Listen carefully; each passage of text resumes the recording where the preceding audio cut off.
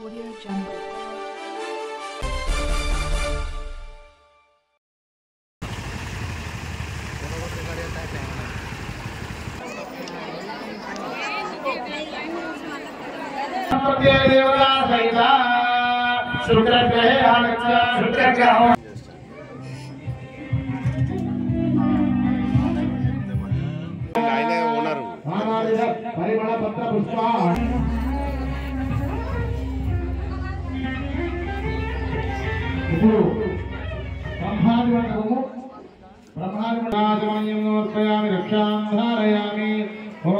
ప్రధాన దర్శనం ఉంటుంది.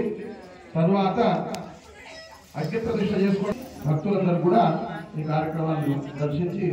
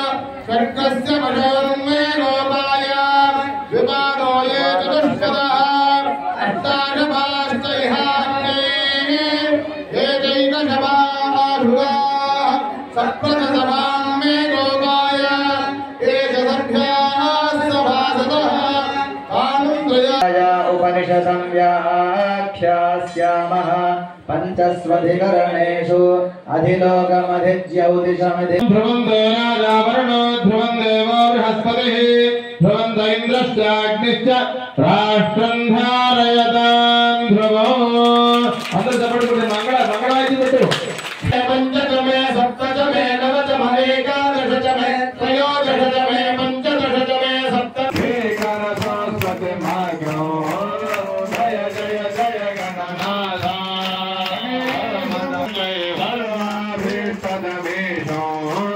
जय जय जय गणनाथ मंगल पद पीठम तव देवास्ते जन विघ्नाश्रित निरजन विघ्ना दोरयते मंता गोलिके स्वामी मंता गोलिके पुरुलेर गयंदम पुरुलेर गयंदम आदि देवडम नीरे नीरे शरणमया स्वामी शंकर निजशूला पंडित सुंदर भक्तेन भेदम द्वैतम गाभाषन्ते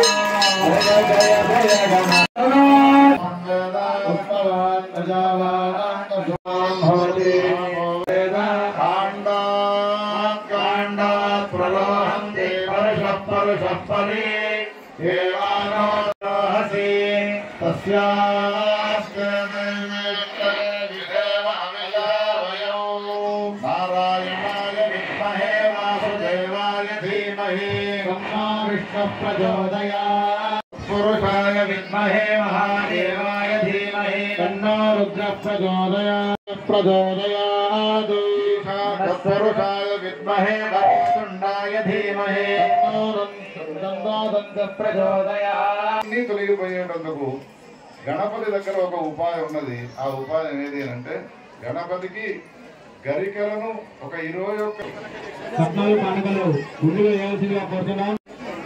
గుండె ఏర్పాటు చేయడం జరిగింది. ఒక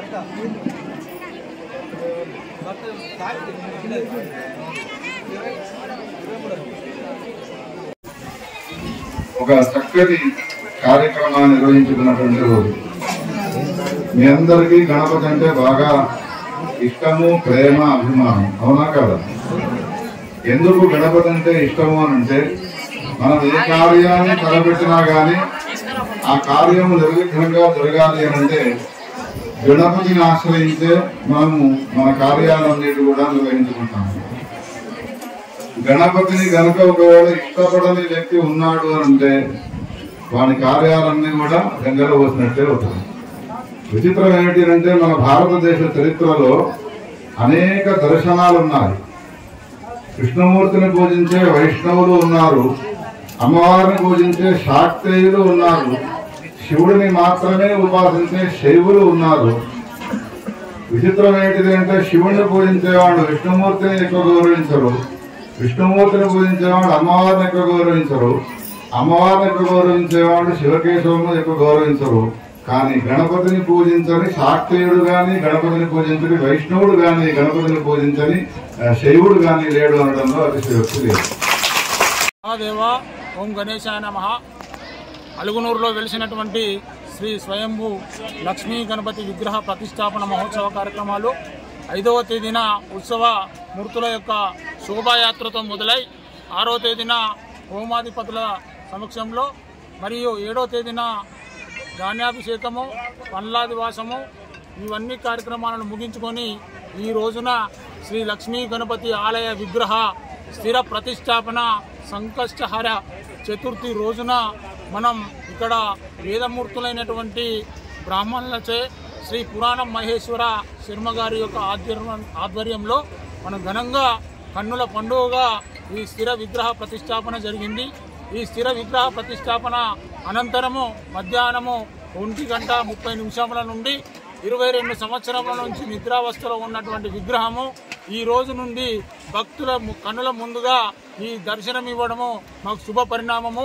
మరి ఇలాంటి ఈ విశిష్టత దేవాలయానికి ఉంది.